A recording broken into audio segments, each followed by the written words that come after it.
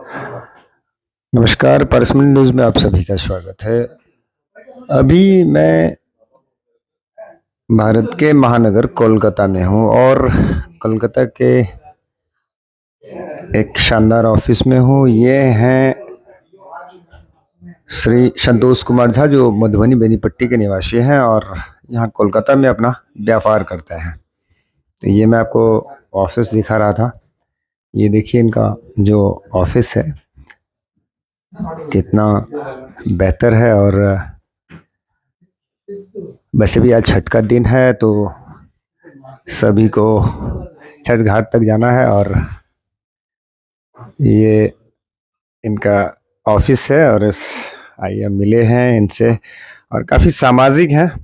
आइए परसमन न्यूज़ में संतोष भैया, आपका बहुत बहुत स्वागत। धन्यवाद बाबू।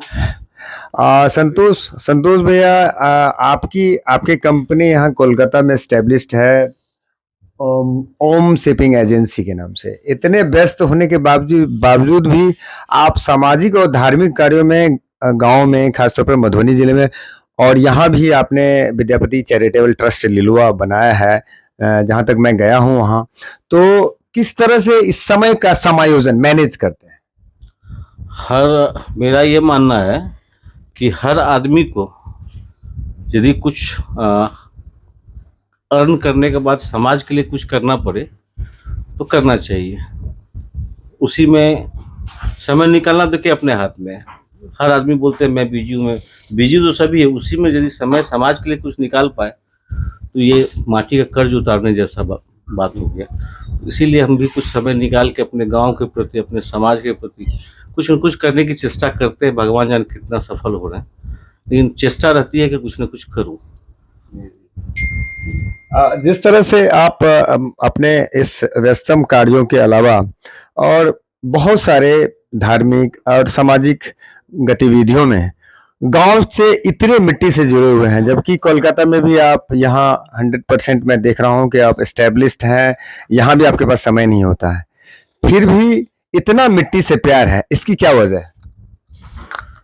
मेरी जो पृष्ठभूमि है, मैं 12th तक अपना स्टडी गांव से, ग्रेजुएशन तक सॉरी, गांव से ही किया हुआ हूँ। और गांव में जब हम लोग रहते थे तो देखते थे कि माने वर्ग का विभाजन आर्थिक रूप से होता था। हम चाहते हैं कि सभी वर्ग, चाहे किसी भी जाति और धर्म से हों, उनको आर्थिक रूप से नहीं, उसकी योग्यता के हिसाब से उसको ट्रीट करें और सबको समान अधिकार मिले। इसी सब को देखते हुए कुछ न कुछ, मेरा कलकत्ता में भी है, मैं मुंद्रा में भी कुछ कुछ काम कर लेता हूँ, गुजरात में। तो ये सब करते हुए भी कुछ न कुछ इच्छा रहती है गांव के प्रति, क्योंकि 12 साल से मैं इस फील्ड में हूँ और मेरा मैक्सिमम समय तो गांव में ही बीता है। और भारत गांव का देश भी कहा जाता है। तो गांव से प्यार यदि ना हो इंसान को तो फिर ज़िंदगी जीने का मज़ा नहीं। गांव से यदि लगाव है तो आपको ज़िंदगी बड़ा ही इंटरेस्टिंग लगेगा। उसी सबको सोचते हुए मैं गांव से थोड़ा सा जुड़ा रहता हूँ। अपने आत्मा को शांति मिलती है, दिल को सुकून मिलता है यदि कुछ कर लेते हैं तो। एक और अंतिम सवाल, इन सब से अलग आपका संगीत से बहुत ज्यादा जुड़ाव रहा है। संगीत आप खुद गाते भी हैं, लिखते भी हैं, और जितने भी मिथिला मैथिली के कलाकार हैं उनसे जैसा घर जैसा आपका संबंध है। मैं भी आपसे संगीत क्षेत्र से ही जुड़ा और भी कई क्षेत्रों से जुड़ा, तो इसके बारे में, संगीत के बारे में क्या कहें? संगीत बेसिकली मेरे पापा जी कीर्तन करते हैं और मम्मी जी भी मेरी गुनगुना लेती है, और हम भी बाथरूम में गुनगुनाते रहते हैं कभी कभी। और लगाव जो है, लगाव तो मेरे मेरे को हर उस मैथिल से है जो अपने कर्म क्षेत्र में, किसी भी कर्म क्षेत्र में कुछ न कुछ कर रहे हैं। जो मैथिल हैं वो सब मेरे हैं। और मिथिला की भी जय जयकार हो दुनिया में। कोई भी आते हैं, जैसे संगीत में विद्यापति समारोह हम लोग कलकत्ता में करते हैं, तो वो लोग आते तो इसी विश्वास के साथ है कि संतोष भैया वहाँ पे हैं तो कोई तकलीफ नहीं होगी। मेरे घर के मेंबर हैं ना, तो इसलिए उनसे रिलेशन तो वैसे ही आत्मीयता से बन जाती है, व्यवहार से बन जाती है, स्वभाव से बन जाती है। चाहे वो हमको प्यार करें, वो लोग, बड़प्पन है उन्हीं लोग का कि हमसे इतना वो प्यार और सम्मान हमको देते हैं, चाहे मिथिला के कोई भी कलाकार हों। संगीत, और संगीत दूसरा चीज़ है कि संगीत बड़ा ही सुकून देता है आदमी को।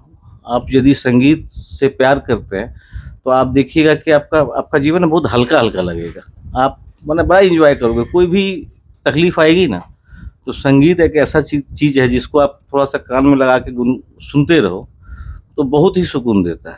तो ये सब जीवन में इतना जो उथल-पुथल चल रहा है, हर आदमी के, उसमें थोड़ा-सा टाइम संगीत देने से थोड़ा वो उथल-पुथल भी कम हो जाता है, मन हल्का हो जाता है। और प्यार सम्मान कोई संगीत ऐसा नहीं है कि हम संगीत प्रेमी से ही करते हैं। मेरे को तो हर उस क्षेत्र में, चाहे वो खेल के क्षेत्र में हो, साहित्य के क्षेत्र में हो, जैसे आपसे मेरा लगाव पत्रकारिता और साहित्य के क्षेत्र से हुआ।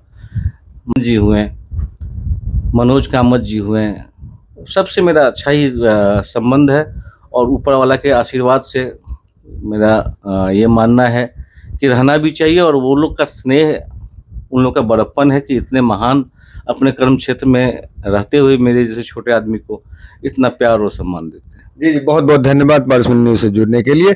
तो ये थे हमारे संतोष कुमार झा जी, जो यहाँ कोलकाता में बहुत ही स्टैंडर्ड ओम शिपिंग एजेंसी चलाते हैं, इसके निदेशक हैं, और साथ ही इनका विद्यापति सेवा चैरिटेबल ट्रस्ट के उपाध्यक्ष भी हैं, लिलुआ, हावड़ा, कोलकाता।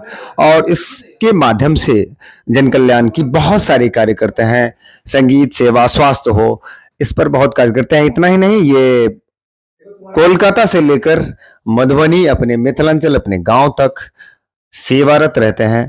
तो संतोष भैया एक नेक दिल इंसान है, हर मैथिल का सम्मान करते हैं, मिथिला के हम लोगों के लिए गौरव हैं, और इतने कम उम्र में इतने सफल हैं। तो आप सभी को मैं इस माध्यम से हमारे चैनल को लाइक करें, सब्सक्राइब करें। आज हम कोलकाता में हैं, और कोलकाता से आप संतोष भैया का इंटरव्यू देख रहे थे। नमस्कार, जय हिंद।